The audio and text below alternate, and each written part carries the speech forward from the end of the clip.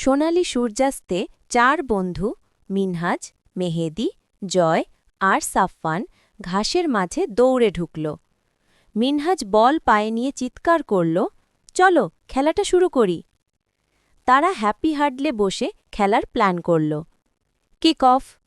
মিনহাজ দ্রুত ড্রিবেল করছে, মেহেদি থামাতে চেষ্টা করছে, জয় বল কেটে এগোচ্ছে, আর সাফওয়ান গোলপোস্টে দাঁড়িয়ে। দারুণ পাসের পর মিনহাজ শট নিল, বল উড়ে গিয়ে জালে। চারজন একসাথে চিৎকার করল, আনন্দে আলিঙ্গন করল, হাই ফাইভ দিল। মাঠের শেষে তারা ক্লান্ত কিন্তু সুখী হয়ে বসে রইল। হাত তুলে বলল, আগামীকাল আবার খেলব। মিনহাজ বল হাতে নিয়ে সূর্যাস্তের সিলুয়েট হয়ে দাঁড়িয়ে রইল, আর চার বন্ধুর হাসি ভরে দিল মাঠকে।